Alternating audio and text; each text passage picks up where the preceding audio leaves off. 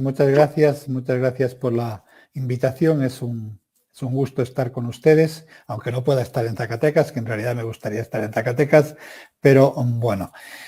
Voy a empezar a hablarles de un tema que en principio puede resultar un poco complicado, que es la República Restaurada y su relato de nación. Un título, el de la República Restaurada y su relato de nación, que exige una explicación previa tanto respecto al tema como a su relevancia historiográfica. Una explicación necesaria por tratarse de un tema en gran parte ignorado por la historiografía, pero, como espero demostrar a continuación, central en una historia cada vez más preocupada por la construcción de nuevos sujetos políticos y su papel en la configuración de las sociedades. Entre estos nuevos sujetos políticos, la nación tiene sin duda un papel estelar, tanto que sin ella resulta prácticamente incomprensible los dos últimos siglos de historia de la humanidad. Como escribió Hobsbawm en su influyente libro Naciones y Nacionalismo desde 1780, Hobsbawm se imagina en ese libro a un extraterrestre llegado a la Tierra para investigar una supuesta catástrofe nuclear que había acabado con la vida del planeta. Dice Hobsbawm, cito, nuestro observador, después de estudiar un poco, llegaría a la conclusión de que los dos últimos siglos de la historia humana del planeta Tierra son incomprensibles si no se entiende un poco el término nación. Fin de la cita. Una afirmación esta que hace Hobsbawm con la que resulta difícil no estar de acuerdo. La historia de los dos últimos siglos es sin duda la historia de las naciones, que no solo han sido protagonistas de la historia internacional, sino también de buena parte de la vida individual y colectiva de las sociedades contemporáneas, desde la economía a la cultura. Además, a esto habría que añadir que de los grandes mitos del nacimiento de la modernidad, y estoy pensando en la fe en el progreso, el triunfo de la razón, etcétera, la nación y el nacionalismo parecen haber sido no solo los únicos que han sobrevivido indemnes a la crisis de la posmodernidad, sino que en muchos casos han conocido una clara reactivación en todo el mundo. Y esto nos lleva a una de las preguntas insoslayables de cualquier historia política del mundo contemporáneo, que es la de ¿qué es una nación? La pregunta que, siguiendo el episodio imaginado por Hobsbawm, probablemente habría llevado a su extraterrestre a concluir que estos humanos estaban realmente locos y que no era nada raro que hubiesen desaparecido en una estúpida guerra nuclear.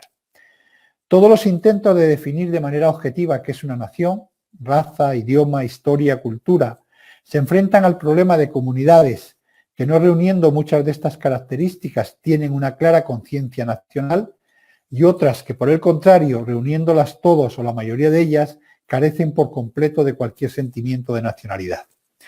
Y es que la nación, base, no lo olvidemos, de la comprensión del mundo en las sociedades contemporáneas, no es tanto una realidad objetiva como la fe en un relato, una comunidad imaginada en feliz expresión de Benedict Anderson. Un relato que no es espontáneo, sino codificado por las élites políticas e intelectuales como alternativa tanto a los relatos religiosos que habían articulado la identidad colectiva de las sociedades de antiguo régimen, la Biblia, la historia sagrada en el caso de las occidentales, como a los relatos familiares, locales, etcétera, que articulaban las memorias fragmentadas de las sociedades anteriores al nacimiento de los estados-nación contemporáneos. Y esto nos lleva al título de esta conferencia. ¿Cuál fue el relato de nación de la República Restaurada? Que, y esto ya no figura en el título, fue también el del Porfiriato y que sigue siendo a grandes rasgos el que todavía hoy define para la mayoría de los mexicanos lo que es México. Por lo tanto, en realidad, cuando estoy hablando del relato de nación de la República Restaurada, estoy hablando de un relato de nación que va a tener un largo recorrido prácticamente a nuestros días.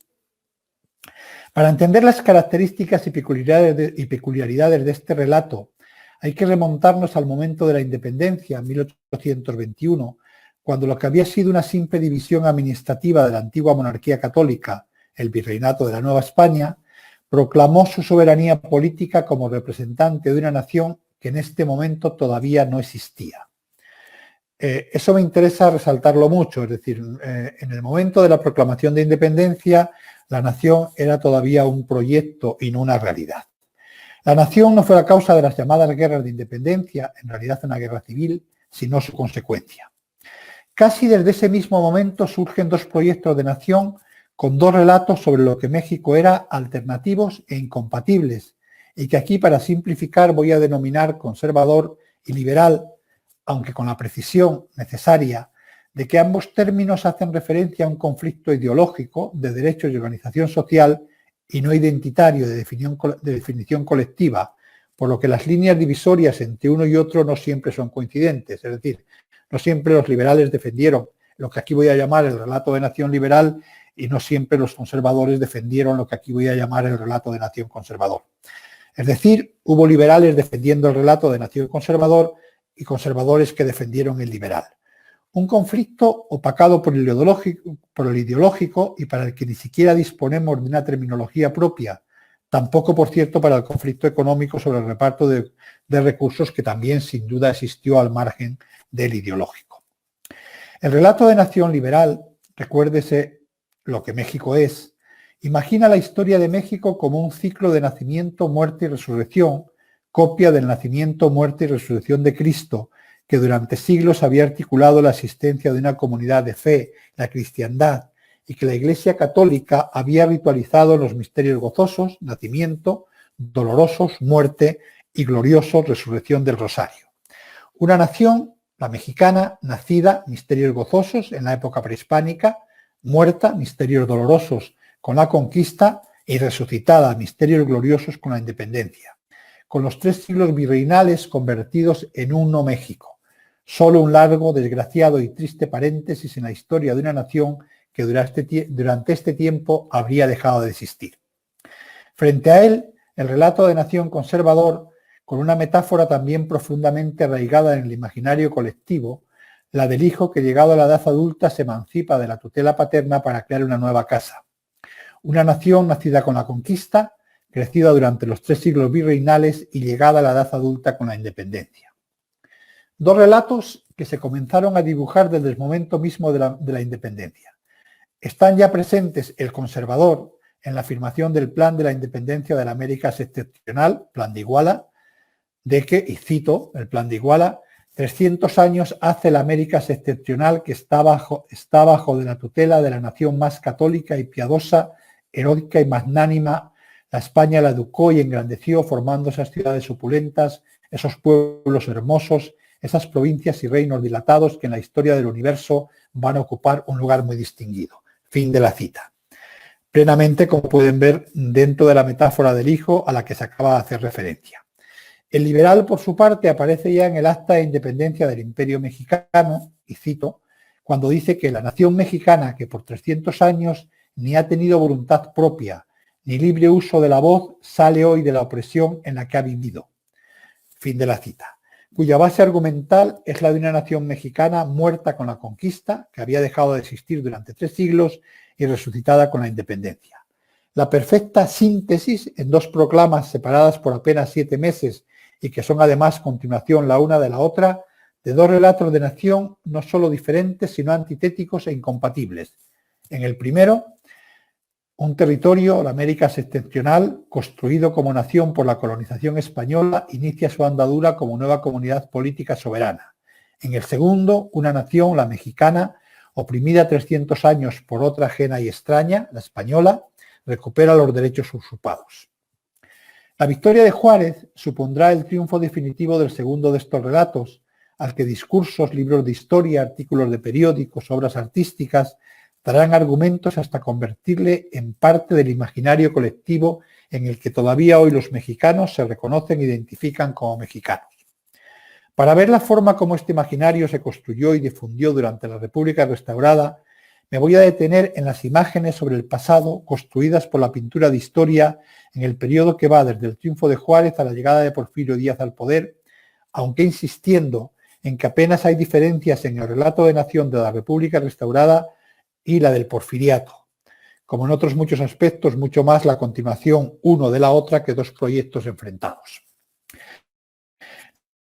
La utilización de estas imágenes como documento histórico para reconstruir el relato de nación de la República restaurada tiene que ver con aspectos como el peso de las imágenes en la configuración de un imaginario colectivo, construido, parece innecesario decirlo, a partir mucho más de imágenes que de argumentos abstractos, con que, como se acaba de decir, toda identidad nacional descansa en última instancia en un relato sobre el pasado, y las pinturas de historia son por definición imágenes sobre el pasado, y que se trató de un medio de expresión sobre el que el control por parte del Estado fue mucho mayor que el de otros medios, sobre todo a partir del momento en que el gobierno de Juárez, apenas vuelto a la Ciudad de México, acabó con la anterior autonomía de la Academia de Bellas Artes, que hasta ese momento había seguido funcionando como una institución corporativa de antiguo régimen, convirtiéndola en Escuela Nacional de Bellas Artes, dependiente de los presupuestos del Estado y carente de la autonomía financiera que había tenido hasta entonces.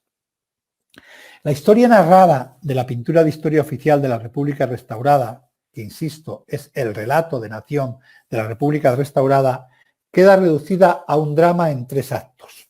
Acto primero, el nacimiento. Una nación mexicana, trabajadora e ingeniosa, desarrolla una refinada civilización en las llanuras del altiplano. Visión idílica del pasado prehispánico que tendrá una de sus mejores y más explícitas expresiones en el descubrimiento del pulque de José María Obregón, una obra de la cual hablaré más adelante. Acto segundo, la muerte. México es sacrificado en el altar de la conquista, con imágenes tan impactantes como Fray Bartolomé de las Casas de Félix Parra, en las que de esta orgía de sangre y destrucción se salva la intervención de la Iglesia. Acto tercero, la resurrección. La nación muerta a manos de Cortés vuelve a la vida con la independencia, con imágenes en las que, de manera general, se prefiere representar a los héroes más que a sus hazañas, los héroes sin hazañas de los que hablaré más adelante, y en el que Hidalgo desplaza definitivamente a Iturbide como héroe de la independencia, algo que hasta ese momento había sido mucho menos claro, pero sobre esto volveré más adelante. Y pasamos al primer capítulo, el de el paraíso prehispánico, el momento del nacimiento de la nación mexicana. La nación mexicana del relato de nación de la República Restaurada no nace con la independencia, sino en el tiempo nebuloso de la época prehispánica, cuando en las planicies del altiplano, a la sombra de los volcanes, un pueblo que era ya la nación mexicana actual, había construido una civilización superior a la de los conquistadores y que era la nuestra.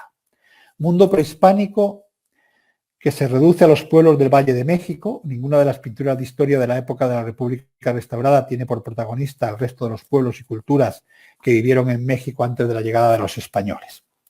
Los 2 cuadros más representativos de esta imagen del pasado prehispánico como el pasado de la nación son el descubrimiento del pulque y el Senado de Tlaxcala, que responden los 2 a un encargo de Felipe Sánchez Solís, un pedagogo y político liberal, amigo personal de Benito Juárez, que en muchos sentidos puede ser considerado como una especie de personaje paradigmático de la generación de los vencedores, primero de las guerras de Reforma y después de la guerra contra Maximiliano, la generación de la República Restaurada.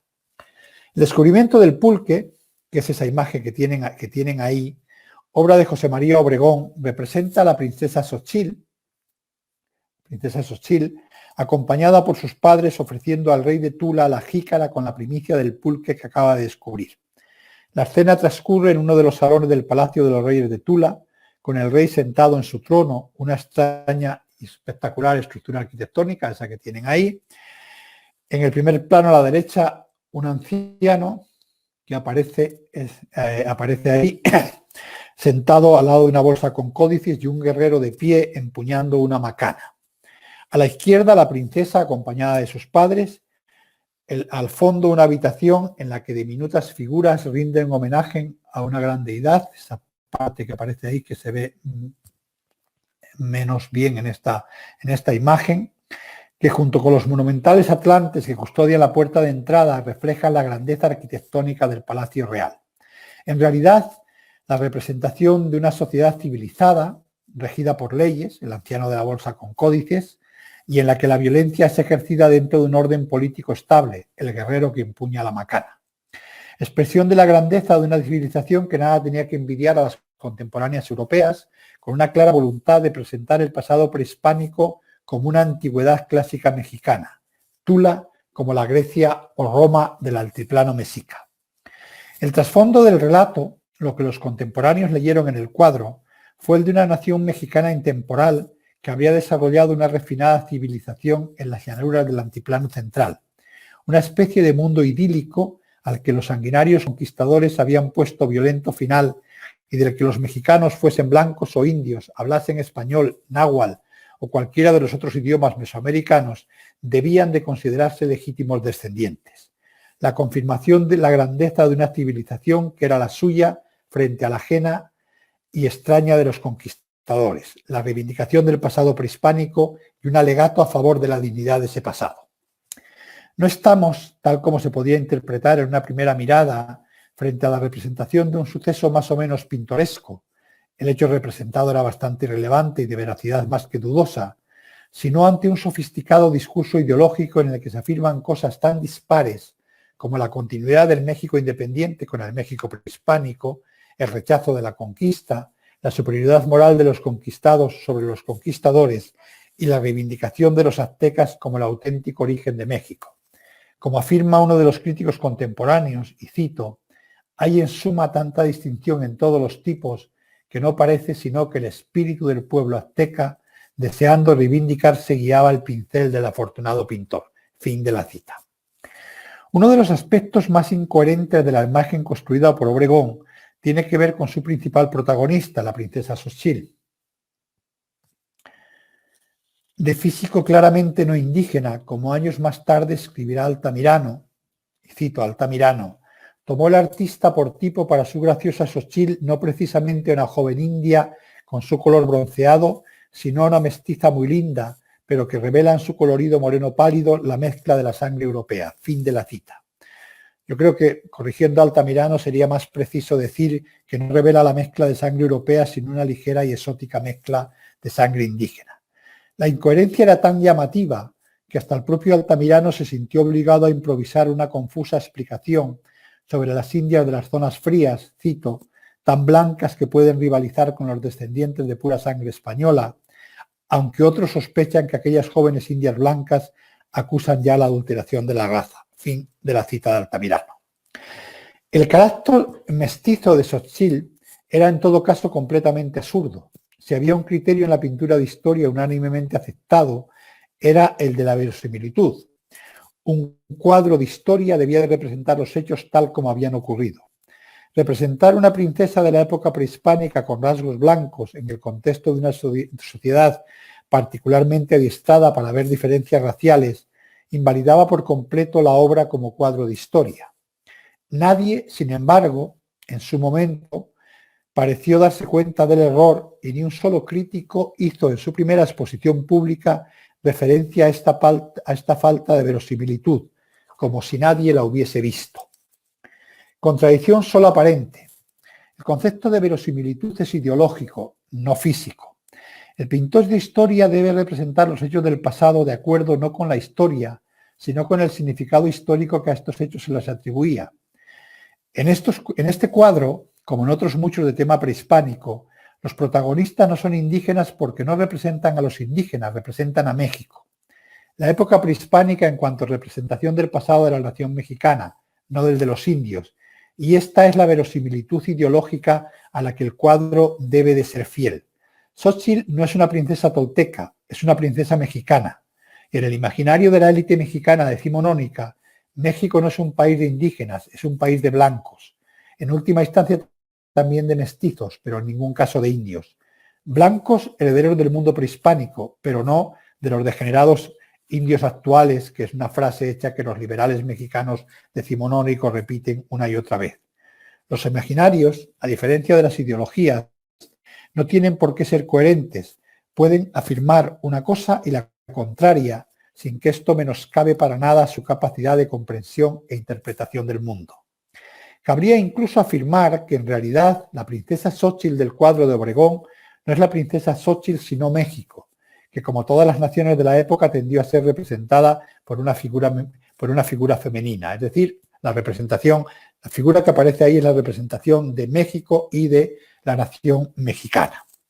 Toda escritura del pasado, y da lo mismo que se haga en imágenes o en textos escritos, es un proceso de apropiación y las élites mexicanas al reescribir el pasado indígena se apropiaban de él haciéndolo suyo. Preguntarse por qué los cuadros de tema prehispánico no representan indígenas es el exacto equivalente a preguntarse por qué la pintura religiosa barroca europea no representa a los judíos de los guetos en los cuadros sobre la vida de Jesucristo. Parece bastante obvio que en el imaginario cristiano Jesucristo nada tenía que ver con los judíos contemporáneos. No era judío, sino el fundador del cristianismo. Igual ocurre con el pasado prehispánico y los indígenas del siglo XIX mexicano. El pasado prehispánico no era indígena, era mexicano. Parecido sentido de exaltación del mundo prehispánico tiene el otro cuadro, es el Senado de Tlaxcala de Rodrigo Gutiérrez. También, como les había dicho, un encargo de Sánchez Solís. Insisto mucho en un encargo de Sánchez Solís porque lo que tiene es este personaje de representación de la generación de los hombres de la República restaurada.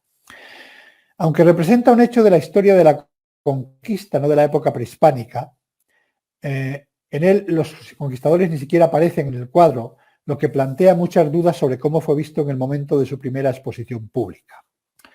El eje del discurso representado en él es la grandeza y superioridad moral de la civilización prehispánica sobre la de los conquistadores, de nosotros sobre ellos, de México sobre sus enemigos. Ya el mismo uso del término Senado sirve para afirmar la idea de una tradición democrática propia. Los indios no solo son nuestros antepasados, sino que representan la democracia frente al absolutismo de la colonia. Son nuestros antepasados y además son mejores que los conquistadores. Incluso las nuevas instituciones democráticas que el liberalismo estaba intentando arraigar en el país, este cuadro en concreto fue concluido un año después de que se restableciese el Senado de la República en México, incluso estas instituciones tenían sus orígenes en la época prehispánica y no en la despótica herencia colonial. En este sentido, el aire general de asamblea griega que tiene el conjunto del cuadro es todo menos casual. Quiere voluntariamente ser la representación de una asamblea griega y la de un senado que es la del México contemporáneo. No es, por lo tanto, una reunión de la República de Tlaxcala, sino que es la representación de lo que es una asamblea moderna. Ambos cuadros, el descubrimiento del pulque y el Senado de Tlaxcala, definen la imagen del pasado prehispánico en el relato de nación de la República restaurada. Un mundo idealizado cuyo desarrollo material y la bondad de su organización política mostraban su superioridad frente a la de los conquistadores españoles, los otros ajenos al ser de la nación y causa de su ruina y decadencia. Recuerden lo que les decía al principio de esa idea de nacimiento, muerte y resurrección. Esta imagen que tenemos aquí es la del nacimiento, el tiempo feliz del nacimiento de la nación mexicana en ese relato. En el relato de nación de la República restaurada, el tiempo luminoso del mundo prehispánico, el tiempo feliz del mundo prehispánico, da paso a las tinieblas de la conquista, el segundo acto del drama y el eje de la liturgia nacionalista mexicana. La muerte, lo mismo que en el caso de otras muchas naciones de matriz cristiana, es el centro del relato de nación mexicana, como la pasión de Cristo lo es del cristianismo y no de su nacimiento y su resurrección. Recuerden que el símbolo del cristianismo es la cruz, no el pesebre o la tumba vacía, y los hechos de la pasión de Cristo, los que la Iglesia hizo representar más en sus iglesias y edificios religiosos, más que los de su nacimiento y desde luego mucho más que los de su resurrección. Dos son las imágenes centrales de la imaginación de la conquista como la muerte de México. Recuerden que en este relato la conquista tiene un fuerte valor simbólico porque significa la muerte de la nación mexicana. Ambas obras de Félix Parra, uno de los pintores más reconocidos del México de la segunda mitad del siglo XIX, y que son Fray Bartolomé de las Casas y La Matanza de Cholula. El primero, ese que tienen ahí, fue considerado desde su primera exposición pública en la Nacional de Bellas Artes de 1875 una lección de historia en la que, palabras de un crítico de la época, hago continuamente referencia a lo que escriben los críticos de la época porque el problema de estos cuadros es que han ido perdiendo vigencia comunicativa a medida que ha pasado el tiempo. Entonces, no leemos hoy nosotros lo que leyeron los contemporáneos. Por eso es importante ver lo que los contemporáneos leyeron y para eso están los críticos. Los críticos que en esos momentos hablaron sobre los cuadros. De este cuadro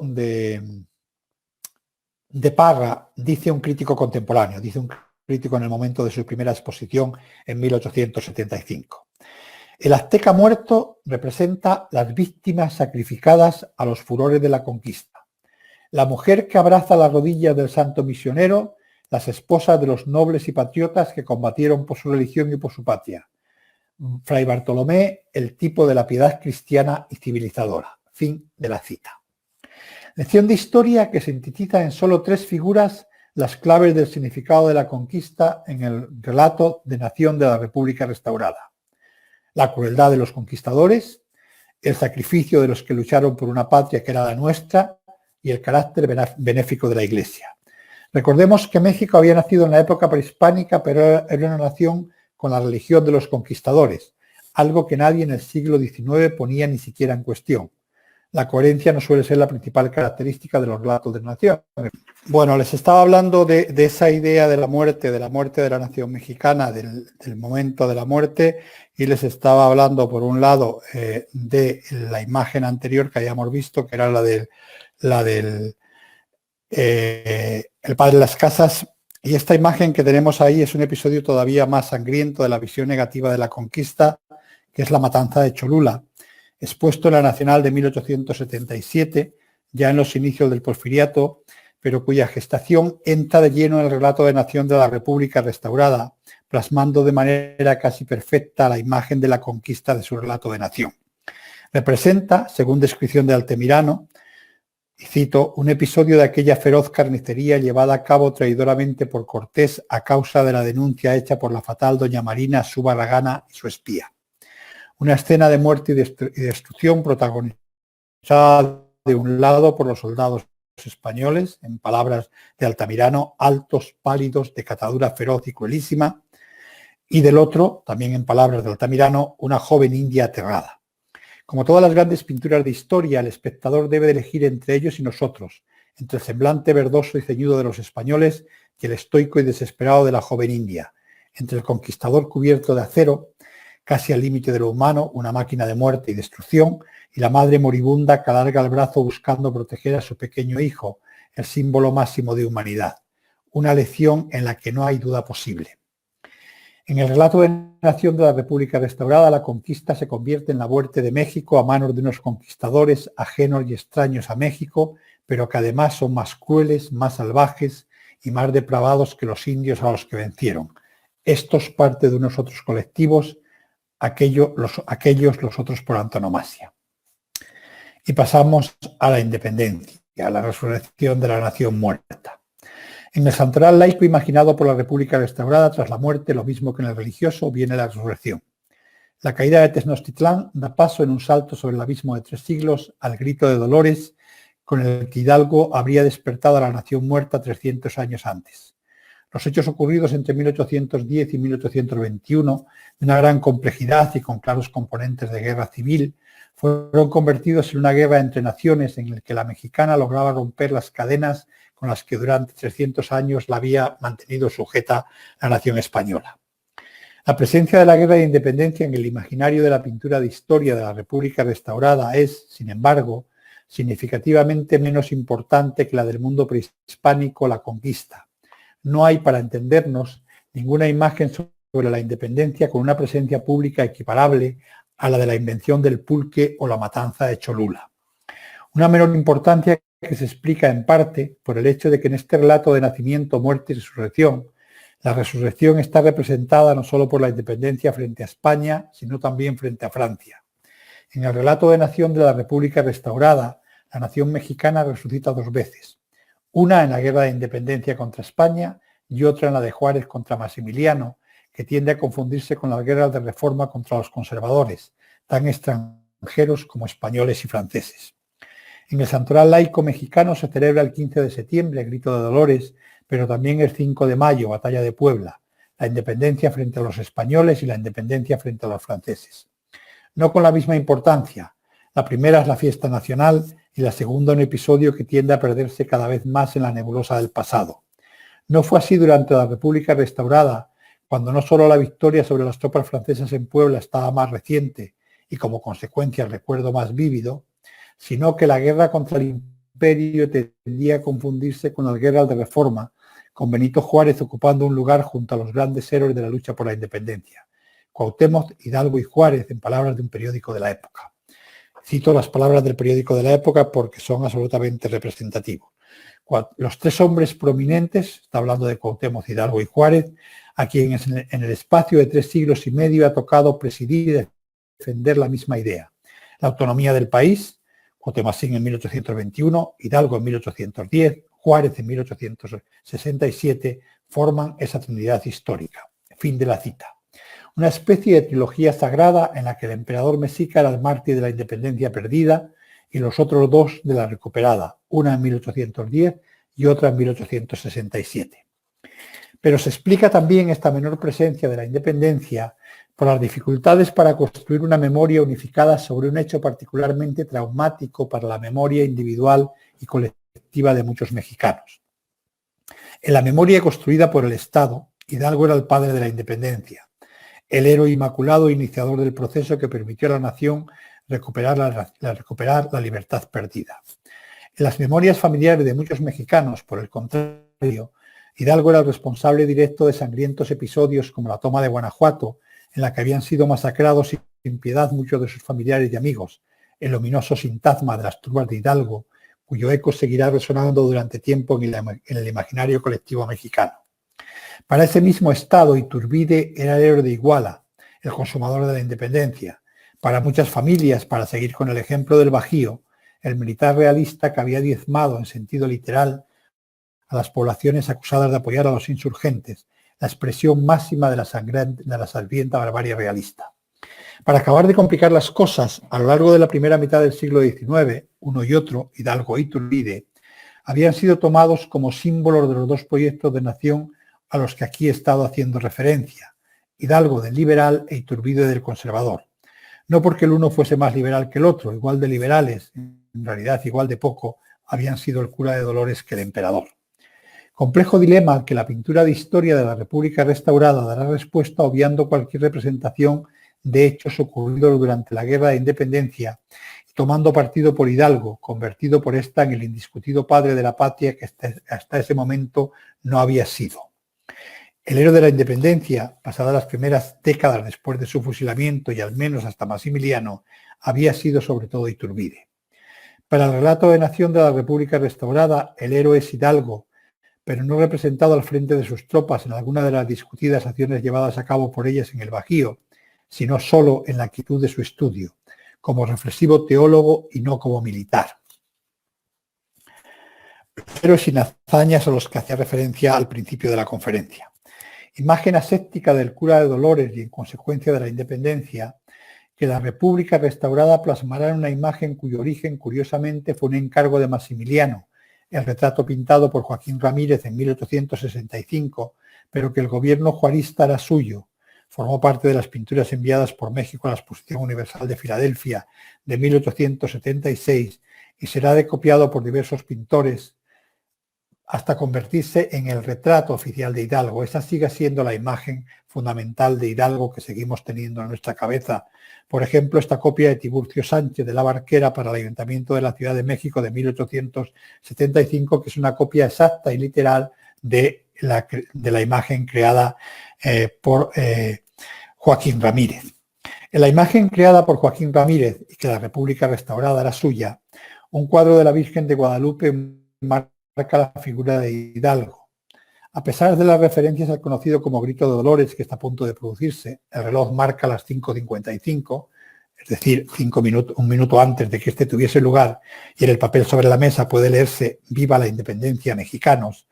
La imagen es la de un reflexivo padre de la patria, no de un belicoso militar, imagen de un pensador y no de guerrero que será clave en la configuración del canon iconográfico de Hidalgo como plácido estudioso y devoto de la Virgen de Guadalupe que ha mantenido hasta prácticamente nuestros días. Si se fijan, Hidalgo no viste, no lleva ningún arma en la mano, simplemente es un teólogo en la quietud de su estudio. La independencia cerraría así el relato de nación imaginado por la República restaurada. Una independencia que daba sentido al resto del relato y que lo dotaba de profundidad histórica, pero que significativamente tiende a obviar aquellos aspectos más sangrientos y negativos. No hay batallas, solo héroes, a la vez que incluye un claro componente de identificación con esa segunda independencia que para la generación de la República restaurada había sido su victoria sobre Maximiliano. Con estas imágenes concluyo y me gustaría concluir simplemente con un comentario final que creo que es claramente significativo del carácter fundacional de la República restaurada.